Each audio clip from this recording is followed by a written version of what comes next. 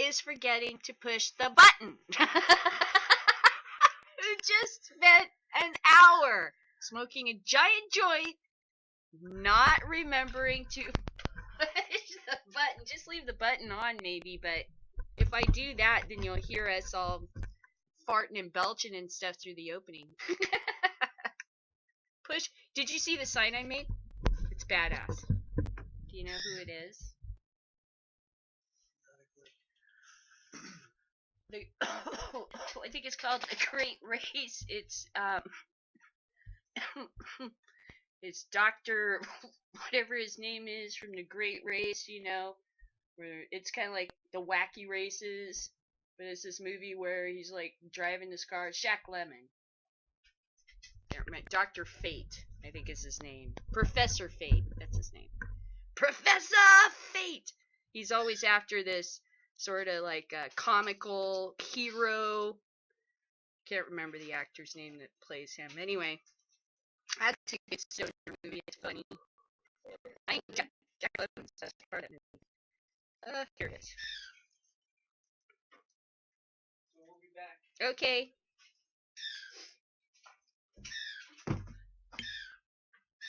Thank you, sir.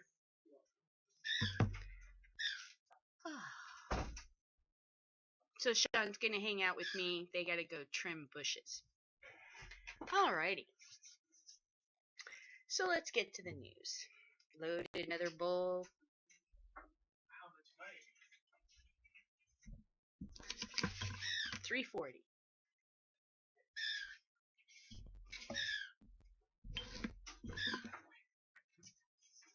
Oh, thank you. Your radio. Re-upping today. So I'm planning to get some vanilla kush, an ounce, and I'm thinking about getting this liquid gold and maybe something else. Putting together our cash.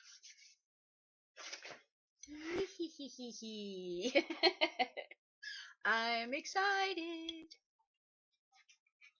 I'm excited. Oh, the sun's out. Finally, the clouds are starting to break up over our town and over the ocean. And it's warming up. I can feel it through the window. My garden is just kicking ass right now.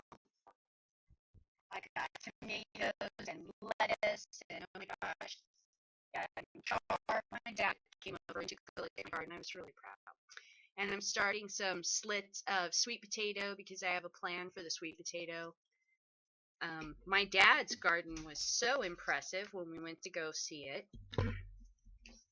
He pays for a plot in the community garden. It's like $80 for 6 months, and he gets a pretty good sized plot. And he's got corn, the way my grandmother used to do it. See, what he did is he plants a corn, and then he does green beans around the corn. So as the corn shoots up, the green beans wrap around the corn, so they are actually the support for, and you can harvest both. So it's funny that he goes, yeah, I'm doing it the old granny way. Like, I didn't know this was Granny's idea. I thought he came up with it when he was doing his gardening. Anyway, so he's got like tons and tons of zucchini coming in. So we're going to be doing zucchini bread and some zucchini lasagna and freezing it and redistributing it to the family. Because if we just give him big old pieces of zucchini, it's going to sit there and do nothing. Because, I mean, if somebody gave you like 2 or 3 huge pieces of zucchini, you're going to be like, what do I do with this? Now I got to go look up a recipe and go get flour. And, why not, if we got it all and we have access to a pretty good sized kitchen for a short period of time, we're just going to start cooking all this stuff and then giving it out to the family. So it does get eaten.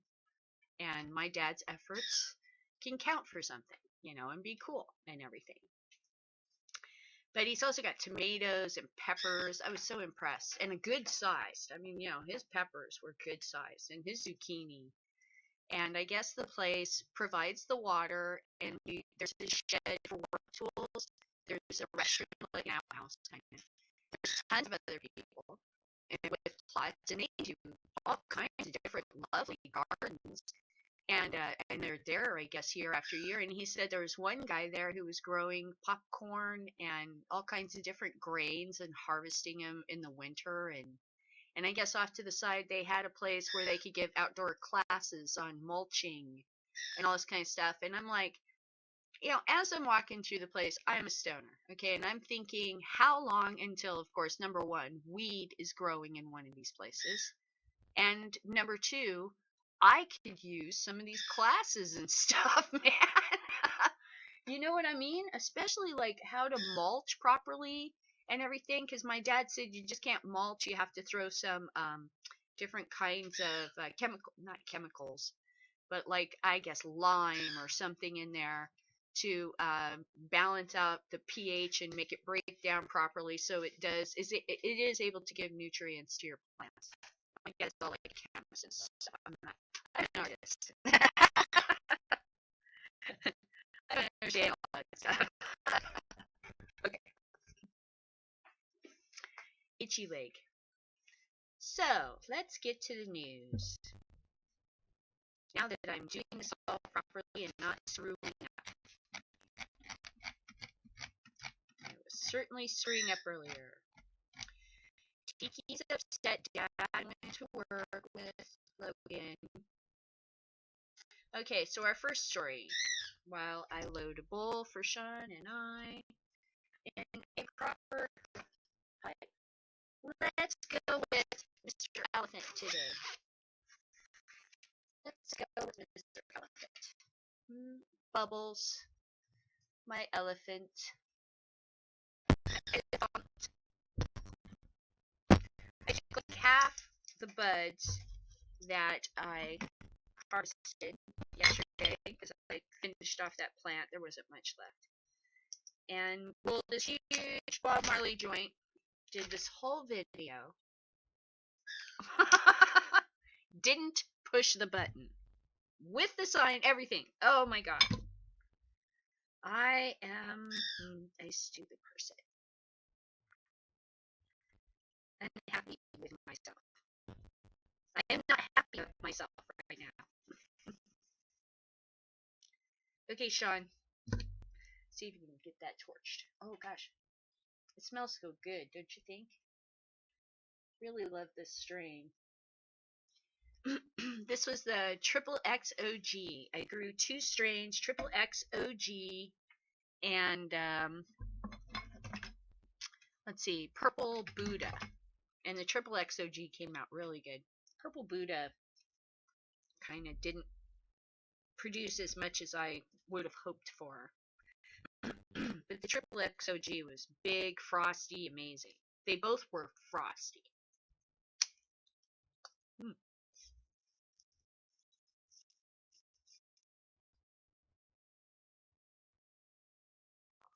Okay.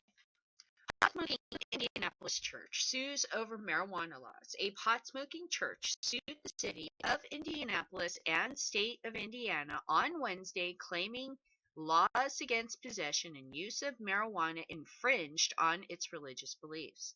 The First Church of Cannabis formed a test of Indiana's new religious objection laws, filed a lawsuit in Monroe Circuit Court in Indianapolis, naming multiple defendants, including Governor Mike Pence and state and local law enforcement officials.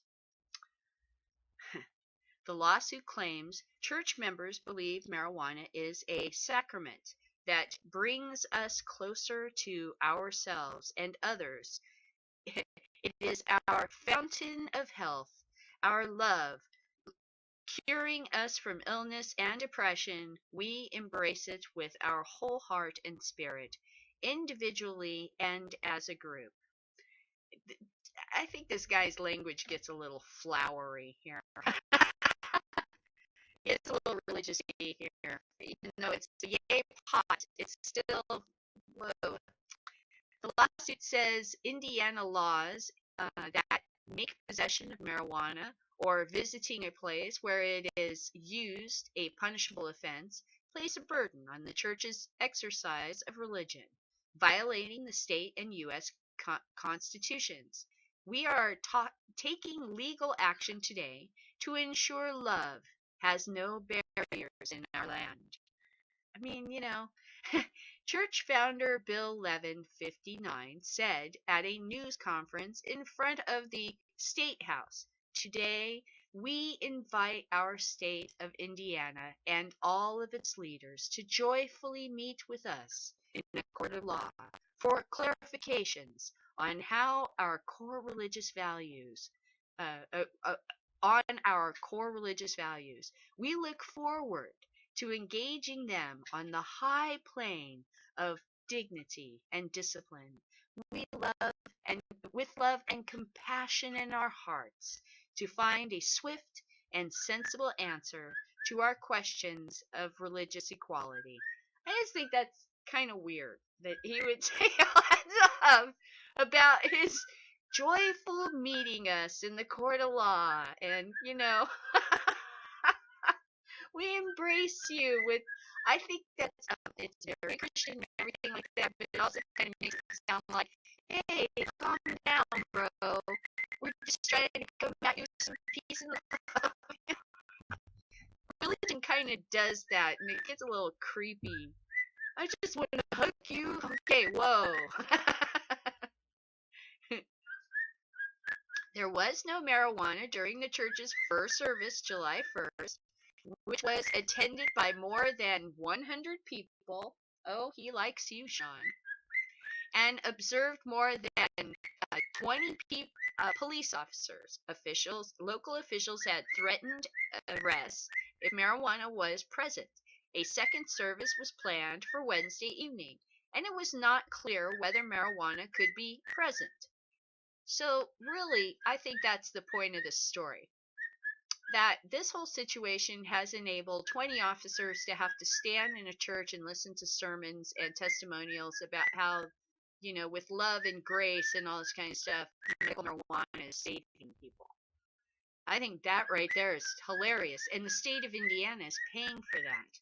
For them to stand there and have this communicated to their brain cells. I think that's really funny.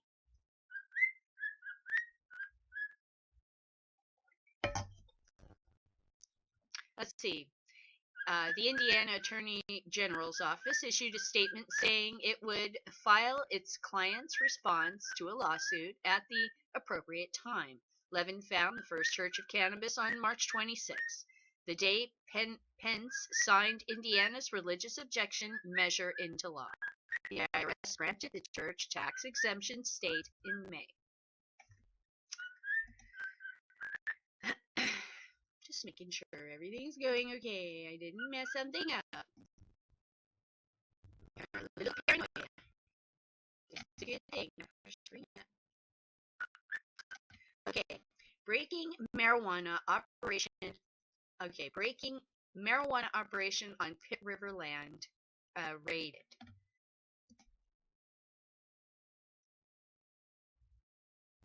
This is a disgusting story. Earlier this morning, federal drug enforcement agencies reportedly conducted a raid on a cultivation facility on the Pitt River Reservation in Alturas, California, according to local sources. Rory Flick, owner of the nearby Rim Rock Motel in Alturas, said he heard about the raid from some motel guests. Construction crews who were working on the marijuana facility greenhouses, they checked out early because of what was happening up there. They said around 6 a.m. many different agencies raided the place. The DEA, the ATF, the Bureau of Indian Affairs, the Sheriff's Department, and the FBI. Flick was not sure why the raids occurred on the 10-acre marijuana growing operation, but I can tell you that the community doesn't want it here. There was already been complaints regarding the Super 8 hotel. A review on TripAdvisor said the room smelled like pot. Flick said it's very detrimental to the community. Local sheriff investigators were unavailable for comment, according to the Modoc County Sheriff's Dispatch. They are still at the raid site. Feasting on the corpses. The Pit River tribe is a federal recognized tribe of 11 autonomous bands of Pit River Indians who live along the Pit River in the northeast corner of California. More coverage to follow. So in other words, the federal government told the idiots in, our federal agencies not to raid compliant states. And then they told the Indian tribes that you may grow marijuana on your property. It's your property, man. It's not federal lands, it's your lands. And then they went and raided them.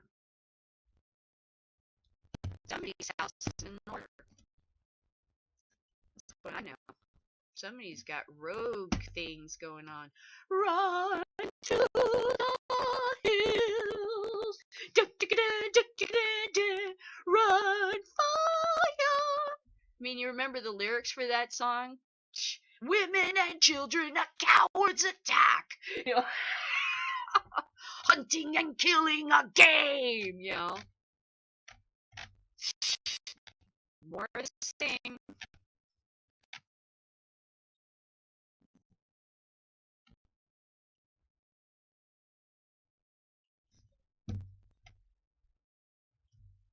Aide to California senators accept hot gift from marijuana lobbyists. I'm holding this right now.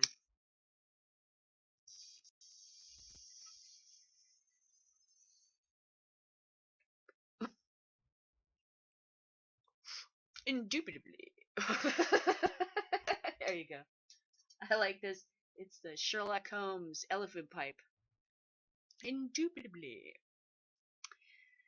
A political advisor to California Senate leader Kevin DeLeon accepted vape pens and edibles from a marijuana industry lobbyist while talking about how to best convince DeLeon to support a cannabis regulatory bill currently in the state Senate. Although the interaction was not illegal, ethics experts agree it violates the spirit of the law.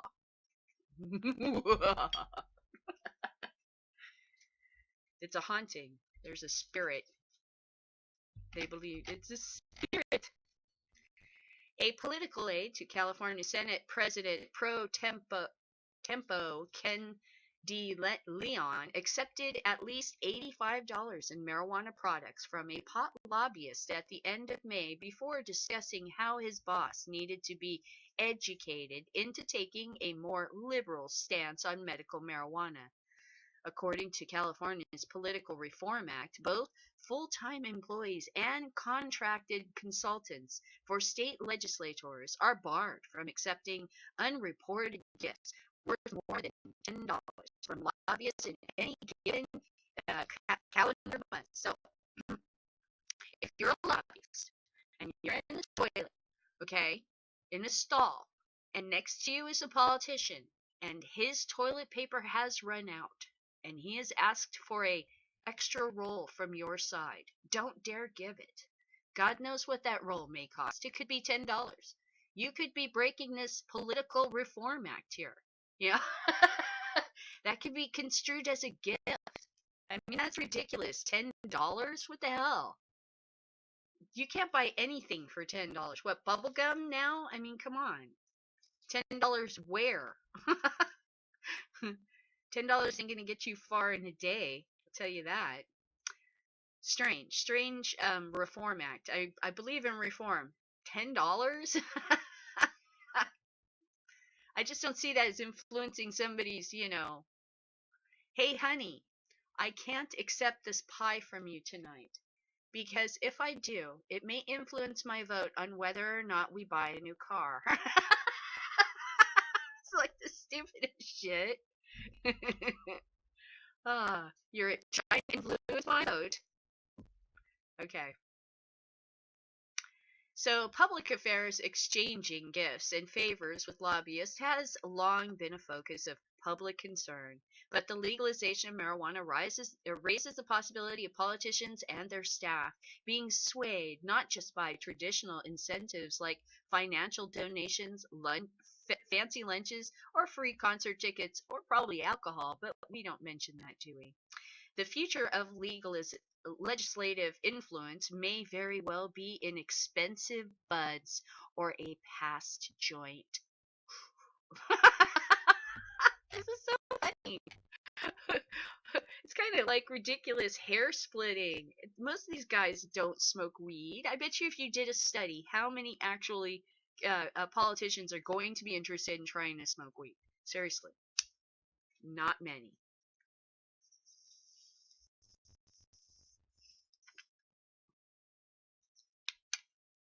Maybe way in the distant future.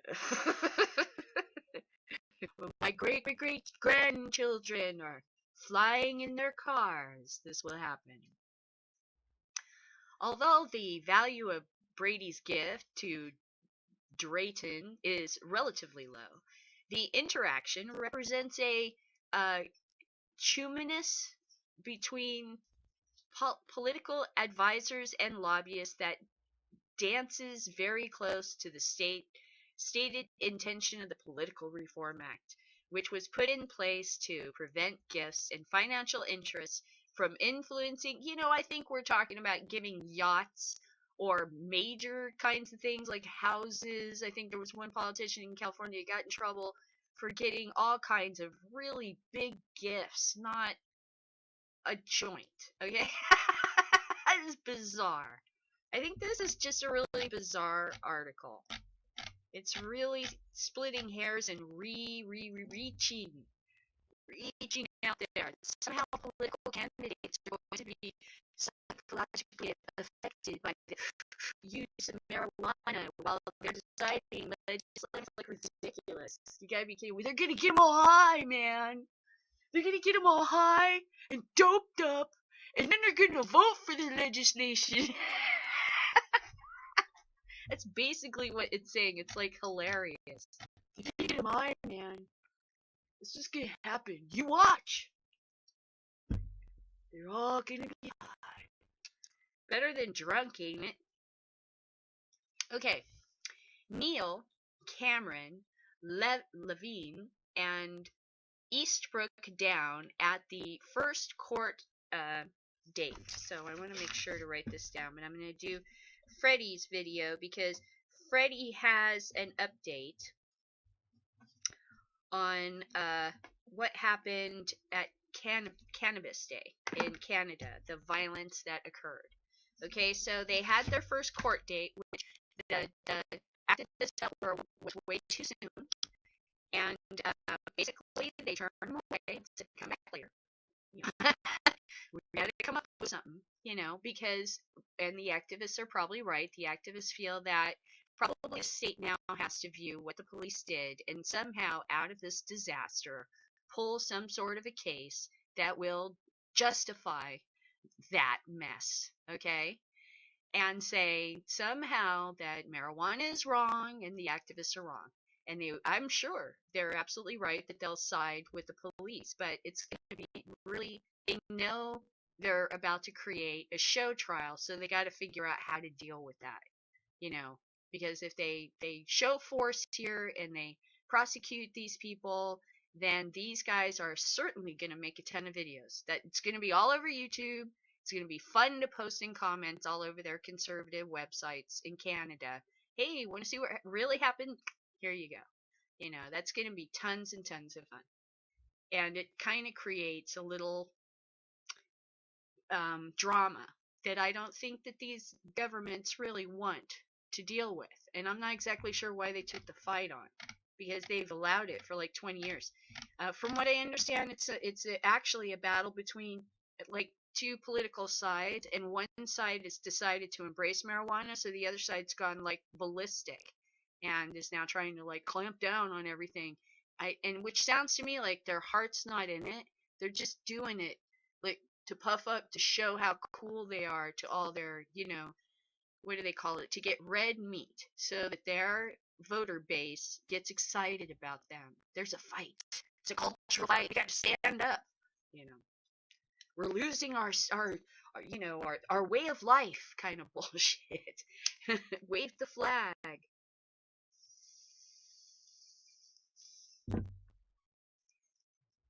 That's why we got Rush Limbaugh and what's that guy? Bill O'Reilly here is because that's what they do. They, what I'm doing. Hey, why don't let them do that? Isn't that annoying to you? It is to me. Except he does it. It's an outrage. Here you go.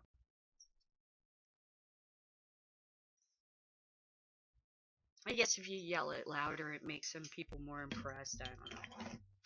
Okay. Majority of Denver voters support marijuana in bars. Survey finds. Boy, our future is so right. You got to wear shades. You got to wear a pair of marijuana shades. I said those things look ridiculous, and I think I'm going to get me a huge, stupid, ridiculous, glittery pair. Yeah, I have somebody 3D print some just huge, monstrous 2016 marijuana sunglasses so I can, I know what I can show. Ha ha ha ha. Hey, I got something. Wait, I gotta get up. I'm a mess. I'm a mess. All over the place.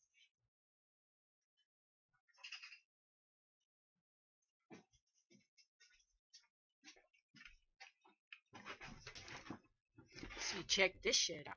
This is some 60s action right here. I can't even see what this shit on. Okay? This is some political gear from, I like politics. This is some political gear from long ass ago, man. Check this out. I don't even know if you can see the picture. Oh, no, they're back. Well, no, they got two sides. See? Do this. And then put marijuana pictures. Here. Why is it not showing it? Do this like this with the chain and the glasses like this, right? So it looks like earrings, right? They are not comfortable. They are so not comfortable. But man, they're groovy.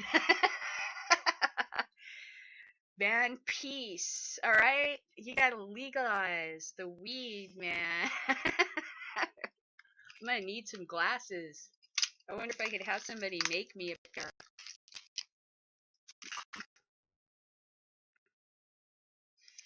I could actually see out of it would be really nice. I could see shit out of those. Okay, so back to our stories. That was fun.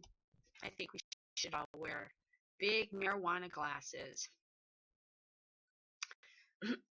A majority of Denver voters support recreational marijuana smoking in bars and other public venues in the city, according to the new survey, boosting a new drive to expand legalized pot. A survey released Thursday by Democratic-leaning public policy polling found that 56% of likely 2015 voters in Denver would support allowing businesses to permit pot consumption on the premises. Only 40% said they were opposed.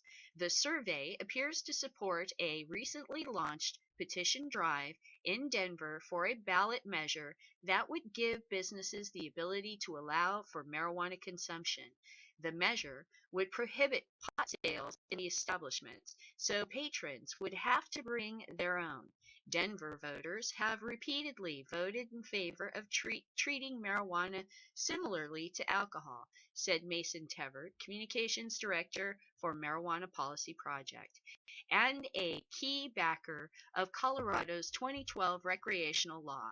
For the same reasons many adults enjoy having a drink in a social setting, many adults would enjoy using cannabis. Well, and talking about cannabis issues, and gathering with other cannabis users in a public space and feeling like they're part of the community and not like a shameful cult, you know, you know.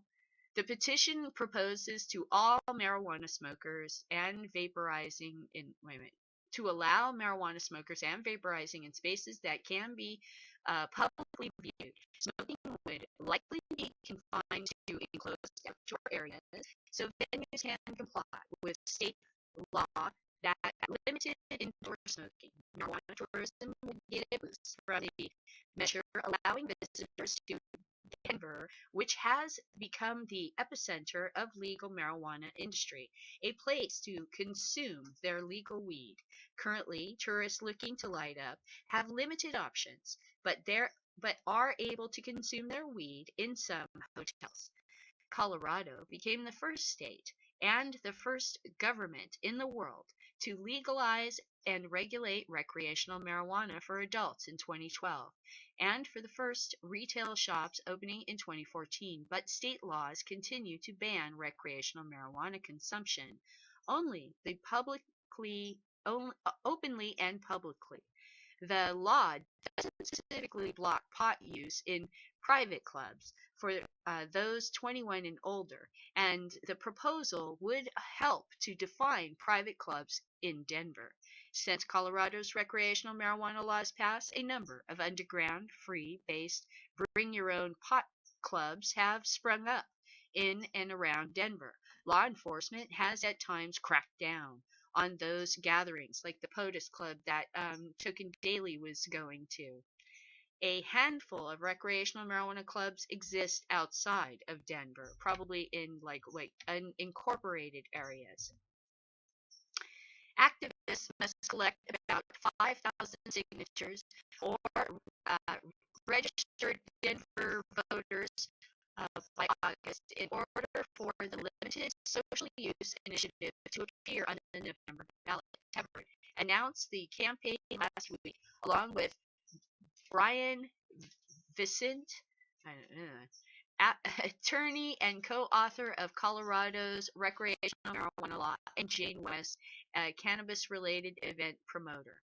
It would be ridiculous to limit alcohol consumption only to people's homes, said Tebert. So why must marijuana use be limited in such a fashion? There's no rational reason to treat marijuana consumers so differently. So state lawmakers agree that the issues need to be resolved. Some state lawmakers. But they weren't sure the initiative is the best approach. Democrat state. Oh, okay, I won't go on with it. But yeah, it sounds like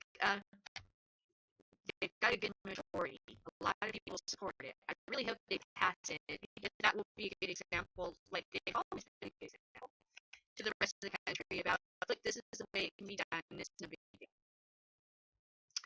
This is kind of a little bit, feministy, which is cool and everything, but I kind of think, because it's like, oh, women, marijuana growers seek to move beyond breast and bud stereotype. Honestly.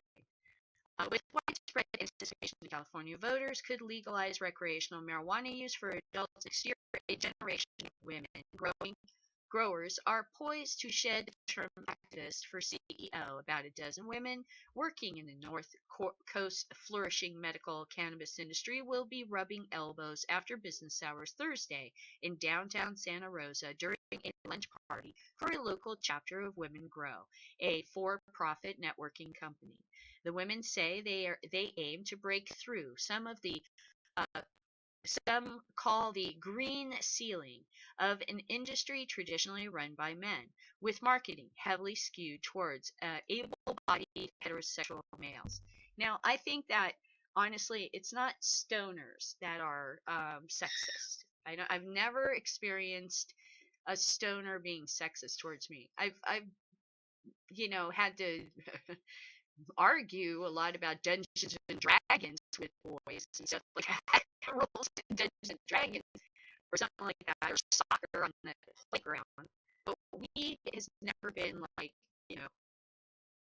it's never been that way for me. It was always, oh, let's get the bong out, let's watch, Married with Children or something like this. But I think the world that we exist in is sexist. And when you're a soccer mom and you're in a giant SUV and you have the responsibility of trucking kids around from, soccer games to church activities and school, after school programs and everything else, that there's a greater expectation on you to not participate in a marijuana consuming culture, that you're a bad parent, that your children can be taken away, that you're not exhibiting responsibility, blah blah blah. This is what adults do. Okay, so it's this. On the one hand, it's a judgment that women are somehow supposed to be, but everybody knows that these soccer moms were having wine time, and when the kids weren't there and they had a moment, they're not maybe drinking, but they're doing so with other women, or they're, after work in the hot tub with a wine, especially like in the 80s and 90s.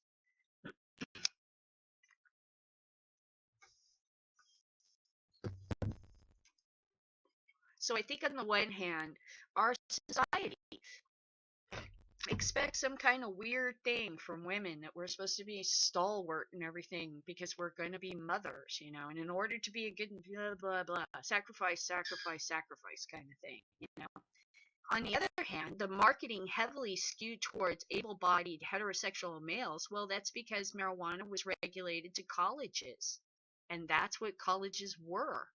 The 70s and the 60s, women went to college to learn how to be good at something, and then a dude would scoop them up and they become a homemaker. Most of them, it was like domestic skills, that in the early days when women went to college, it wasn't until later that women were able to actually choose real careers. Sure, we were allowed to go to college, but it was like home economics and stuff like that back in my mom's day, or you're going to become a teacher, or something like that. So it was the the whole marijuana world was pretty much a frat boy world, and that's why you got the girls holding the bongs, which is cool. That's what guys want and desire, and there are girls willing to do that for whatever bizarre reason that they choose to do that, which is fine. I would do that for someone I cared about, not for the entire world, maybe. I guess it pays really well. I don't know.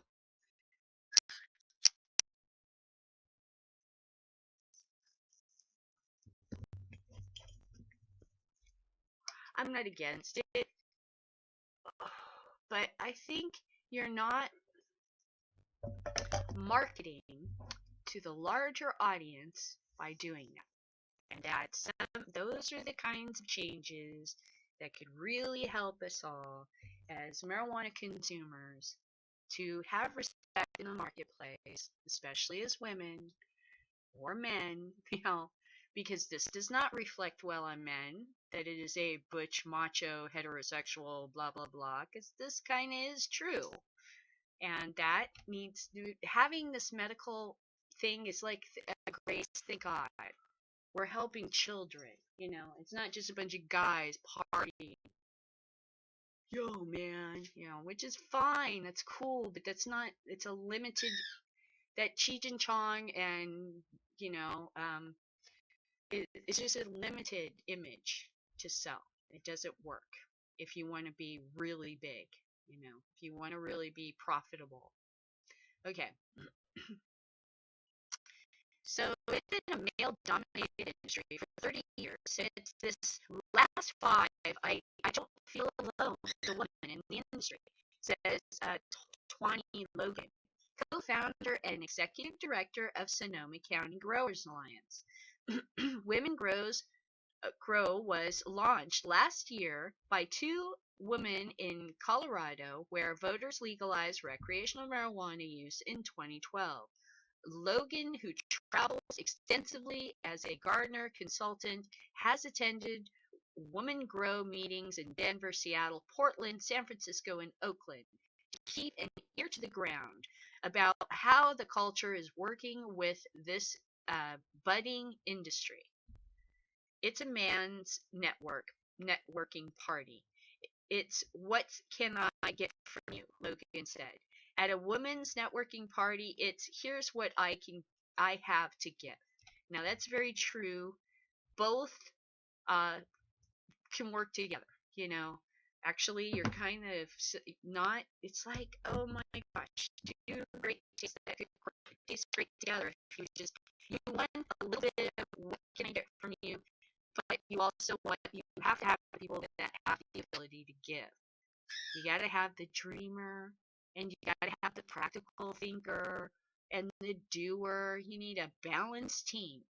And just going with, like I said, the butch, haha, beer guzzling, you know, sports guy, college, you know, it's like limiting your market, man. It's limiting your market. You can do all of the above. Let's see. La la la la la la. In May, Sonoma County's largest dispensary, in this like 4 pages, uh, Organic Can on Todd Road, hosted the event with edgy tattooed porn star Skin Diamond, who has her own designer marijuana strain. High Times Magazine gives a behind the scenes look at the uh, bathing suit photos. Okay, that's what they're talking about. Okay, at some popular marijuana conferences, organizers hold wet t-shirt contests and hire women to wear bikinis and hand out joints. A video made by High Times Magazine gives a behind-the-scenes look at the bathing suit photos shoot featured in 2015. Miss High Times contestants at Jamaican Beach in May. Sonoma County's largest dispensary, Organicon in Todd Road, hosted an event with edgy tattooed porn stars Skin Diamond, who has her own designer marijuana strain. See, I just don't see, you know, I understand wanting to get past that, but I don't think we need to be critical. That's just a different way of doing things. But it's restricted. It's restricted. It's not family. You can't go into the family places. And you may be hurting the efforts of others to do that. There has been a lot of whistleblowing over the 2 years related to how we portray the industry, Logan said. Breasts and buds is fading.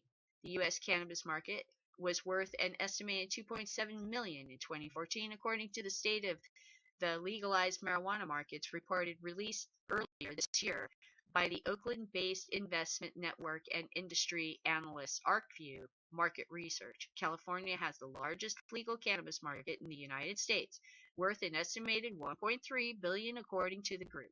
This is an opportunity right now. It is a fast-growing industry.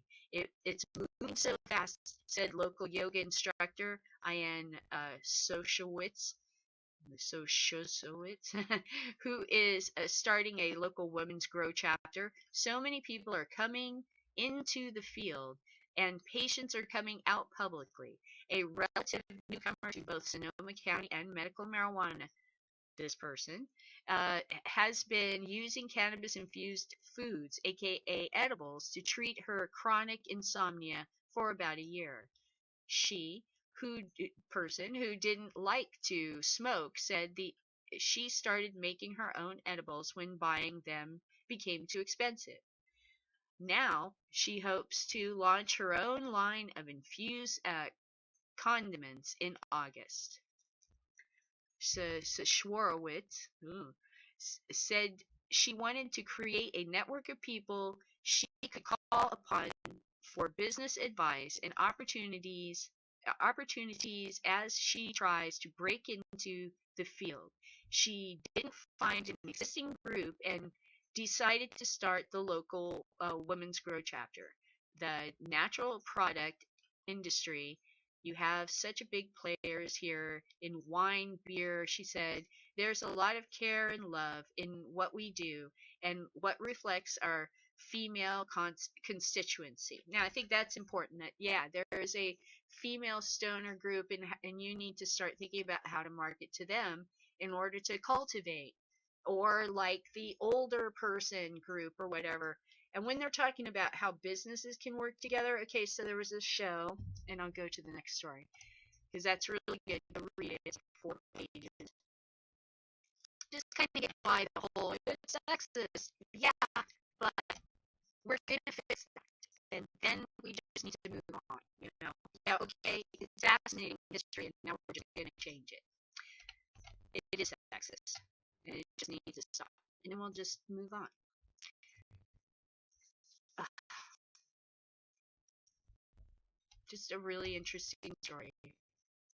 Santa cops raids a marijuana shop where officers were videotaped seemingly eating pot candies. Santa Ana, several employees at a Santa Ana medical marijuana clinic were briefly detained Wednesday after police converged on the collective for the second time in less than 2 months and shut it down. The closure followed an execution of a search warrant at the Sky High Holistic Dispensary for violating a city ordinance prohibiting dispensaries. Santa Ana Police Capital Anthony Bartegana, whatever his name is, Bartegana, said police previously had pushed for Sky High to cease operations, but the dispensary continues to market medical marijuana online and even sold pot to an undercover officer. Police also raided Sky High on May 26. Video footage from that operation, shot by a hidden camera, seemingly shows officers eating marijuana candies, as well as female officers insulting a disabled woman who runs the collective.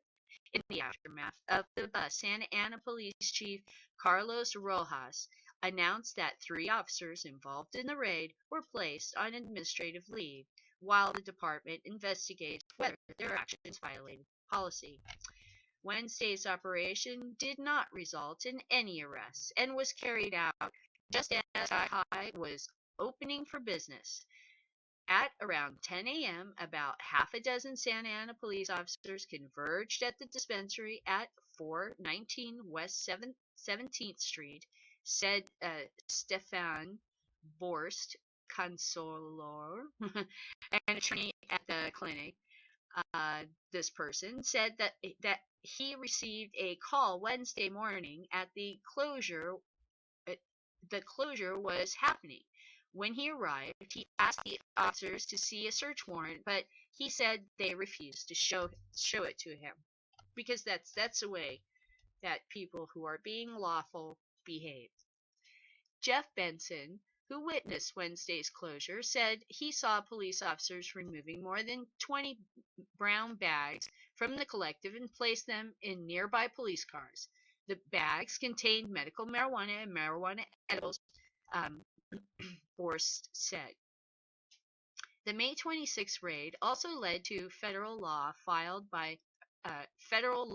filed by Sky High against the city of Santa Ana and Mayor Miguel Pulido. The suit seeks an injunction prohibiting the city from enacting ballot measure BB, which enables the lottery to select 20 entrepreneurs to operate marijuana dispensaries. The suit additionally accuses Pulido of receiving financial benefits from a Santa Ana medical marijuana dispensary and uh, intervening with police on the establishment's behalf. The allegations in the suit are unequivocally and categorically false, Pulido told the Register last month. I've not been involved in any of the lottery process, Pulido said. I don't know anything about the workings or methodology and had no involvement whatsoever. For someone to make allegations I influenced the process is preposterous. Matthew Pappas, another attorney who represents Sky High, believes police are targeting the collective because of the lawsuit and the release of videotape from May 26 raid. In other words, this is retaliation, he said, adding that about 25 other dispensaries in Santa Ana haven't received the same scrutiny as Sky High. Santa Ana police also have served search warrants at other dispensaries, denying Sky High is being singled out. He's denying Sky High is being singled out. It's illegal to operate a dispensary in Santa Ana, he said. If you operate a dispensary, you are subject to the law. Despite being shut down Wednesday, Sky High will reopen, said Sergio Sandoval, a spokesman for Pappas. Staff written, blah, blah, blah. So, in other words, the edibles were so good, the cops had to go back for more. I mean, literally, Sky High sounds like the police are doing an advertisement for it. So good that the police had to rate it twice. So good, finger licking good. They had to come back twice. So nice, they had to come back twice. Okay, district growers debut marijuana-infused cold-pressed juices. Don't they look good? A little dry.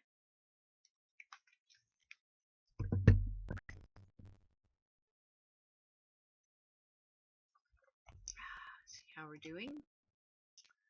Oh, very good.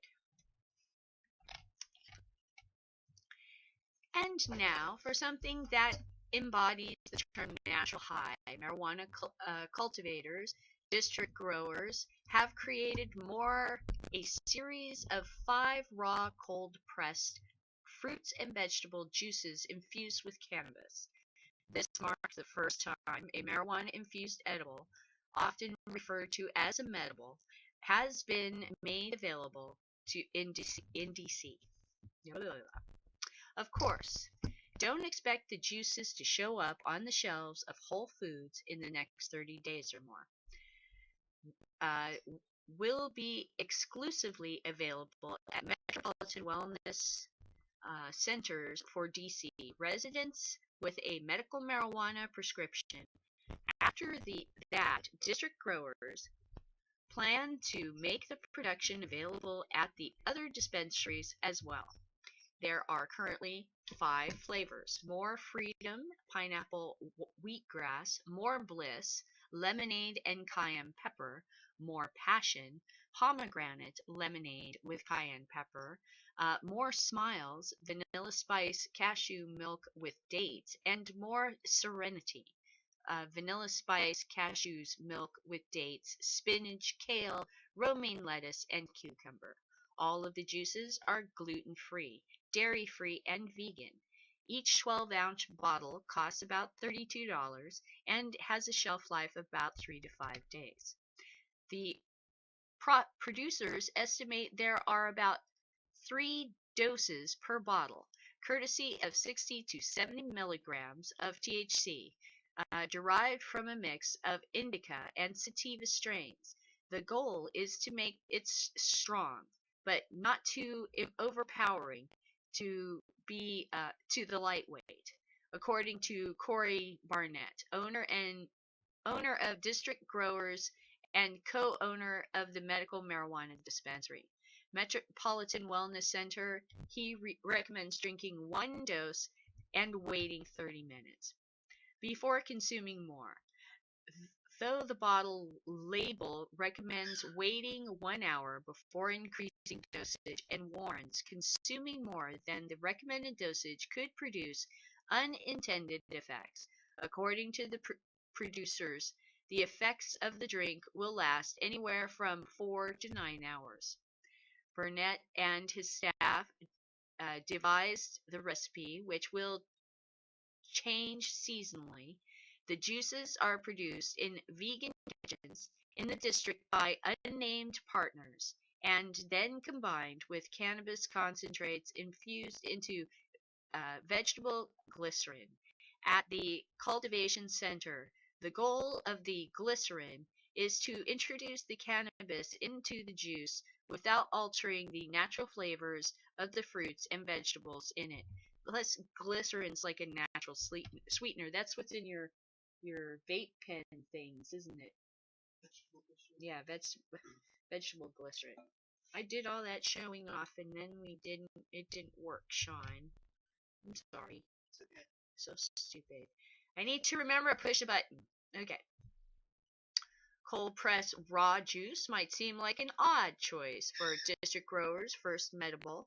Where are the pot brownies, dude? But Barnett insists it aligns with his company's larger philosophy. This is an opportunity to promote the promises that we always want to provide a healthier alternative, he says. The other idea behind the juice was to provide the product and for patients who have issues smoking or vaporizing marijuana, and for those patients with appetite issues. There are already plans to roll out 3 additional lines of medibles in the next 120 days. Baked goods, bite-sized sweet treats, optionally honey drop and chocolates, and base ingredient cookie supplying such as THC infused olive oils, butters, cake brownie mix. That's what I'm talking about. And cookie dough are also being considered, though Bennett won't say who would be making any of the products for the cultivator. He did say that at least 2 well-known chefs would potentially be involved. That sounds good. I'd love to try that. Okay. Texas town tired of war on drugs as the border sees push for legal marijuana. Many in El Paso would like to see cannabis laws reformed, not despite local cartel traffic, but because of it. A military-style border has fractured communities. Of all the weekends for Colt Morris to be pulled over by the cops for a broken taillight, it had to be the one before 420. The day is the unofficial annual holiday for marijuana enthusiasts, and DeMorris is the executive director of El Paso's chapter of the National Organization for the Reform of Marijuana Laws, or NORML. He was headed home at 6:30 a.m. on Saturday from 420 Fest, a music event sponsored by his group. The smell was unmistakable. Yes, smell my politics.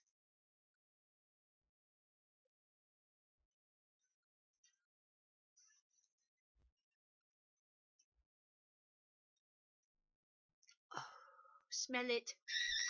What happened next was predictable. The arrest, the 24-hour booking process, the court date.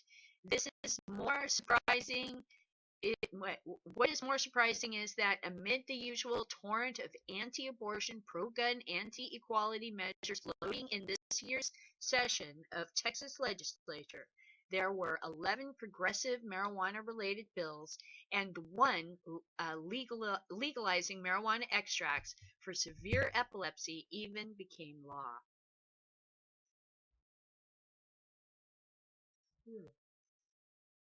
Gotta do something about this here. Gotta plug. Ha ha ha! The stoner knife. Vitronox, the unofficial knife of the stoner. The stoner knife.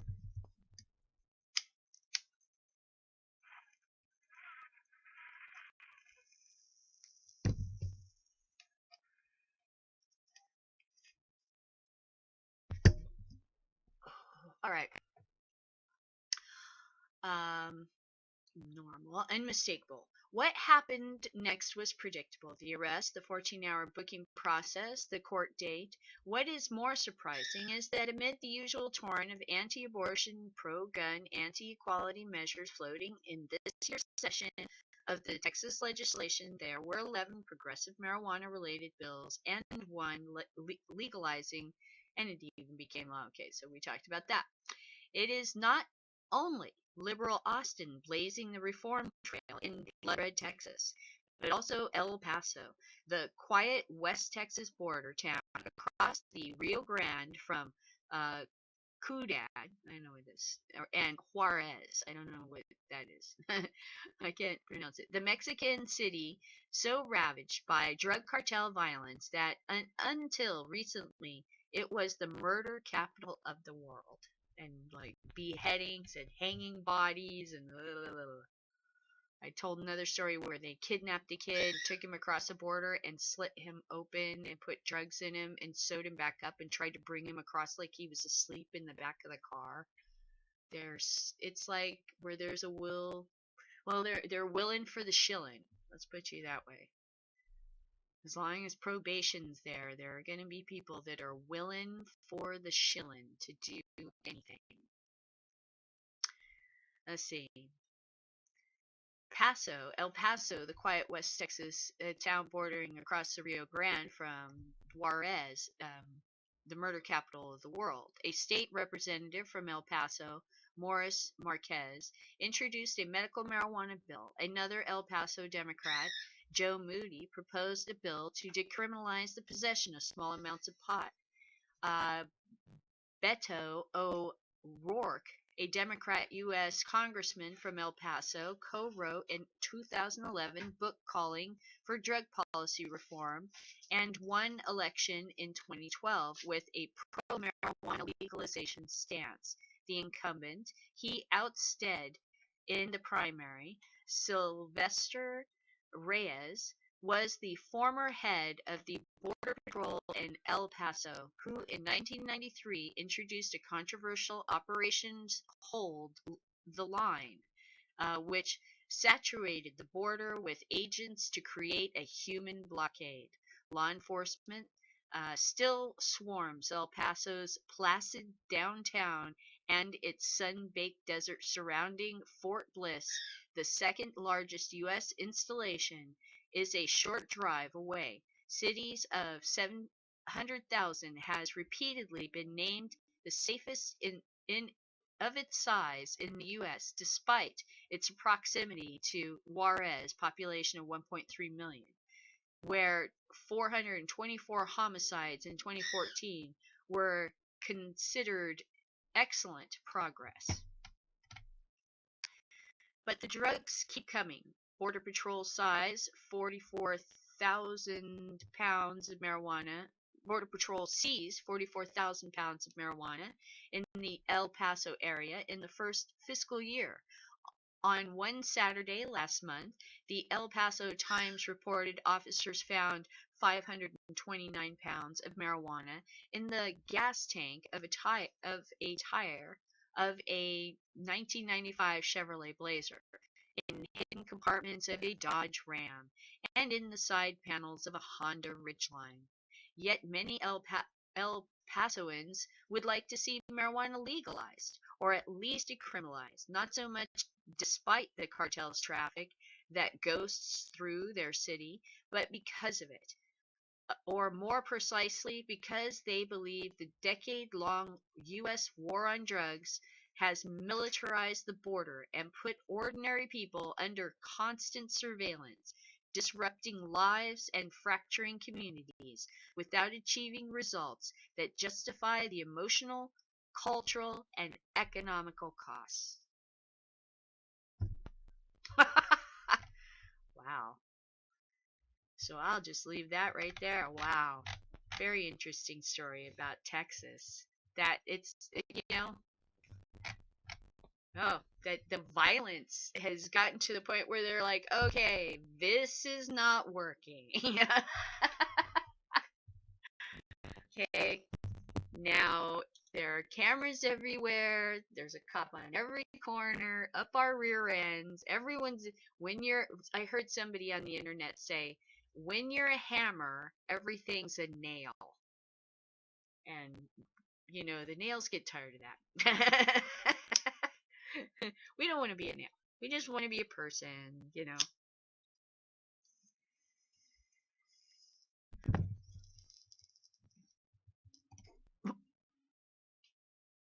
So now, I will take a shower, get dressed. My son and my husband will come back from working. We will gather ourselves and go over to have fun and order something. Make happiness all happen.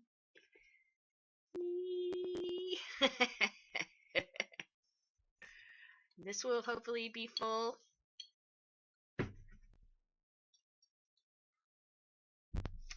So,